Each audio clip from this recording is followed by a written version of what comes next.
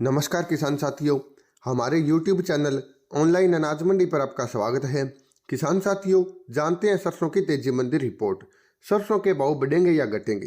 सरसों किसानों के लिए जरूरी रिपोर्ट। किसान साथियों, जनवरी का महीना सरसों किसानों के लिए किसी बुरे सपने से कम नहीं रहा।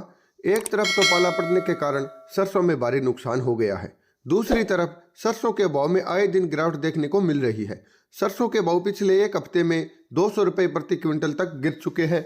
जनवरी महीने को पूरा देखें तो सरसों में 400 रुपये तक की गिरावट हो चुकी है।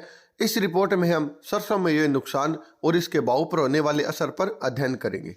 किसान साथियों, नए सीजन की फसल कुछ ही दिनों में तैयार होनी थी, लेकिन पिछले सप्ताह सरसों उत्पादन राज्य राजस्थान और हरियाणा मध्य प्रदेश के साथ साथ उत्तर प्रदेश के अत्यधिक पाला पड़ने से सरसों की फसल को भारी नुकसान होने की संभावना है। हरियाणा के भिवानी, रेवाड़ी, महेंद्रगढ़ में काफी नुकसान हुआ है। इसके अलावा राजस्थान के हनुमानगढ़, गंगानगर, बीकानेर, सीकर, झुंझुनू, कोटपुतली सहित अन्य सरसों उत्पादक जिलों चूरू में सर्वाधिक नुकसान दिखाई दिया है। सीकर के रिंगस के दर्जनों गांवों में सरसों के साथ गेहूं, चना की फसलों में बड़ा नुकसान बताया जा रहा है। कुछ खास इलाके की बात करें तो राजस्थान की कोटपुतली में सरसों की फसल 60 से लेकर 100% तक नष्ट होने की खबरें आ रही है। किसान कहते हैं कि कई जगह फसल हरी भरी दिखाई देती है, लेकिन फलियों के अंदर दाने नष्ट हो चुके हैं।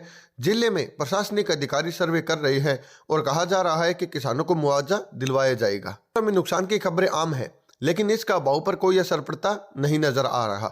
बिकवाली के दबाव में भाव गिरते ही जा रहे हैं। शनिवार को भी तेल मिलों की मांग कमजोर होने से घरेलू बाजार में गिरावट दर्ज की गई। जयपुर में कंडीशन की सरसों के भाव थोड़े और घटकर 6275 रुपये प्रति क्विंटल रह गए। व्यापारियों के अनुसार घरेलू बाजार में तेल मिलों की मांग कमजोर होने से सरसों तेल भाव घटे हैं। दूसरी तरफ ऊंचे भाव के इंतजार में सरसों रोककर बैठे स्टॉकिस्टों की बिकवाली बढ़ने से भाव में गिरावट आई है। व्यापारियों के अनुसार खाद्य तेलों में खपत का सीजन चल रहा है, इसलिए घरेलू मांग तो बनी रहेगी, लेकिन तेजी मंदी आने वाले सीजन में सरसों के उत्पादन के आंकड़ों और विदेशी बाजारों की चाल के हिसाब से ही चलेगी।